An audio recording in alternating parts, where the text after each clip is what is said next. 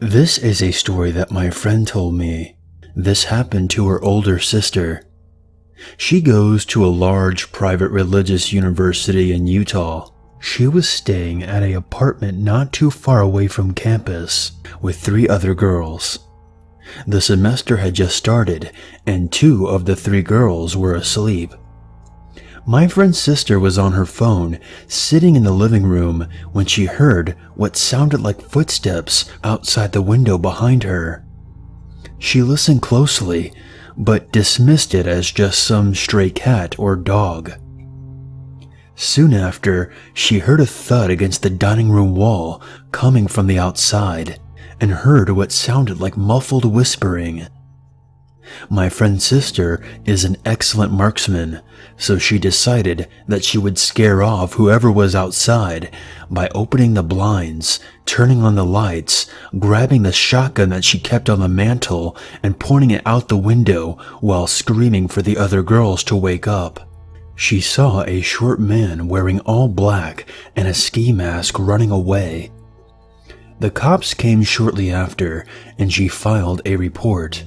Fast forward a few weeks later, and my friend's sister keeps seeing a small white truck with tinted windows following her. She dismisses it as her imagination, but it still freaks her out a little. One weekend, her roommates have gone out of town, so it's just her by herself. Right as she's about to fall asleep, she hears a pounding at her door. She bolts to the door and looks through the peephole to see a cop standing there. "Who are you?" she asks. "I'm a cop," says the guy.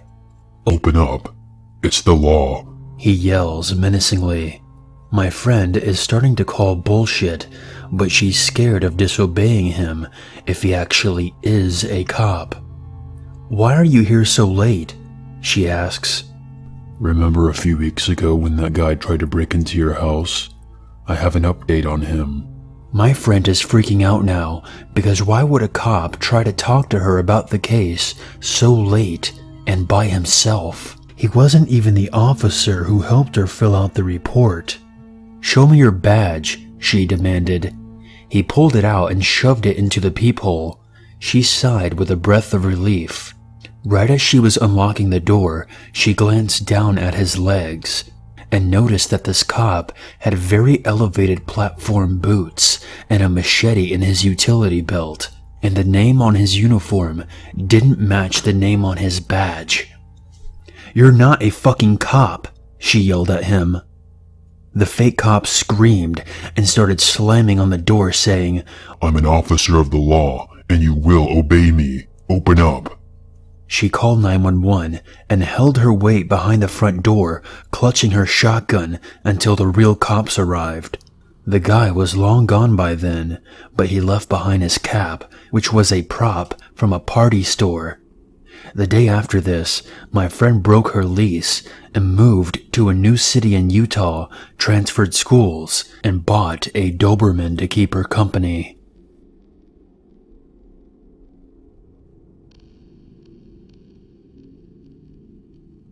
This didn't happen to me, but to my mom about 4 years ago. I was about 12 at the time and was at a 3-day-long field trip with my school and had left on Wednesday and would be back on Friday. When I came home, my mom and brother told me this story. My mom, my brother, and sister were all driving back from my brother's wrestling practice that was from 7 p.m. to 8:30 p.m. It was about 30 minutes away from my house, so it was not that long of a drive. About 10 minutes into the drive, my mom noticed that she was being followed by a gray car. I don't remember what the car was, but she had an eerie feeling, but pushed it off as it was a busy street and it wasn't really anything scary. It followed her until she got off the road and onto a more quiet street, and the car was still following her. At this point, she started to feel a little weird, but she did not say anything to freak out my little brother, who was 10, and my little sister, who was 8. So she kept quiet and kept looking out her rearview mirror.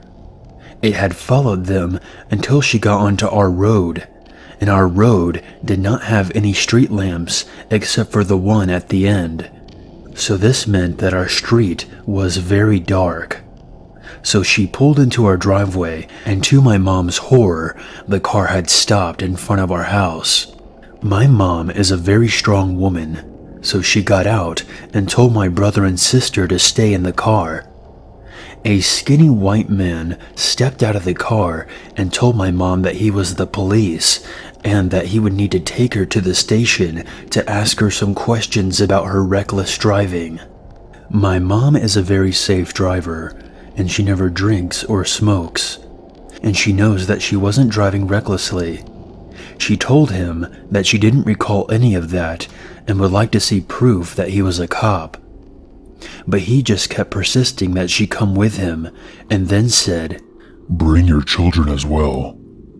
At this moment, she knew this man was not a cop, because she never told him that she had any children. She kept refusing to go and told him to leave. The man suddenly started walking towards my mom. She was startled at this sudden movement and was frozen in fear as he came closer. Suddenly, the front door opened to my house and my dad stepped out. The man froze in his tracks and squinted at my dad. My dad is a big guy. He used to be a wrestler and also boxed. The man made eye contact with my dad and started to walk back to his car. Then he said to my mom, "I will let you off with a warning." He got into his car and drove away. My mom quickly rushed my brother and sister into the house and locked the door. She hugged them and cried. My dad told them that he had a strange gut feeling and felt like something made him go outside. They believed that it was a guardian angel.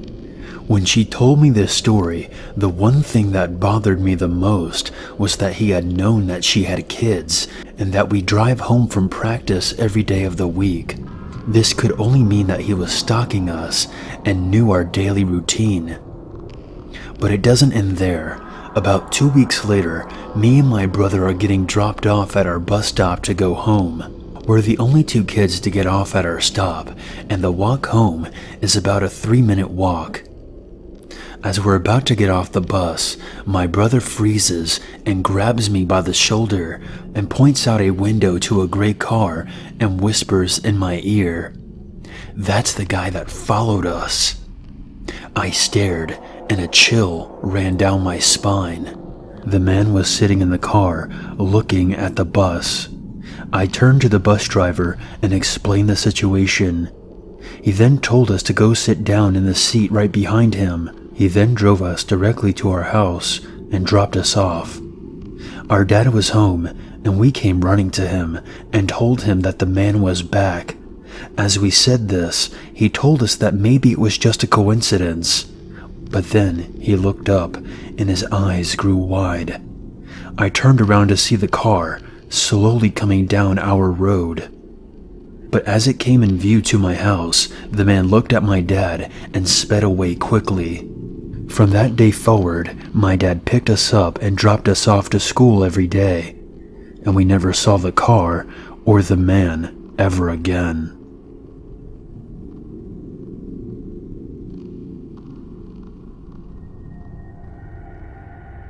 So this happened to my aunt and uncle in the early 80s. They were living in Austin, Texas, and had attended a party in a neighboring area. They were driving back very late, and at one point, they were driving on a very long, completely deserted stretch of road, bordered by woods and brush on either side. No houses, no streetlights, no other cars on the road, nothing. Until my uncle, who is driving, notices a car coming up behind them, which then speeds up and gets very close. My aunt and uncle start talking about how weird this guy is. They can see it's just one man driving, and there's no reason to tailgate on an empty road in the middle of the night. Then the guy speeds up even more and pulls up alongside them. He starts yelling at them to pull over and is flashing what looks like a police badge. My uncle starts to slow down to pull over, and my aunt absolutely freaks out and tells him not to. She's really creeped out by this guy who is driving a car that has no police markings and no flashing lights, and pulled up to them out of nowhere and is now trying to get them to pull over just by flashing a badge. While they argue about whether or not to pull over, the man in the other car is getting more angry, yelling at them to pull over, beeping his horn and flashing the badge, saying that he's the police. My aunt starts crying, but my uncle says fine, if he really was a cop and they need to stop for him, they will do so in the next populated area, which will be a while, but they reasoned that if he really was a cop, he would have to understand their point of view. My aunt and uncle keep wavering between worried this guy is out of his mind and worried it's a real cop and we're going to get in big trouble for not pulling over when told. Finally, they see a gas station up ahead and plan to stop there. As soon as they pull into the gas station, the cop speeds off, never to be seen by them again. They didn't think to try to get his license plate number at the time and were just thoroughly creeped out. They drove the rest of the way home without incident. But the story does not end there. A few months later, on the exact same stretch of road, a man is rescued who tells a horrifying story, which is then big news in Austin. A fake cop, flashing a badge and beeping his horn, had gotten this man, who was driving at night with his girlfriend on that very same road, to pull over. Once pulled over, the fake cop forced the man and his girlfriend to get out of the car.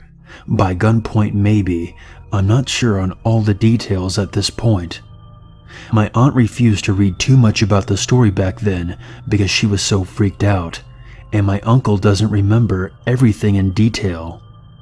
The man and his girlfriend were taken into the woods on the side of the road.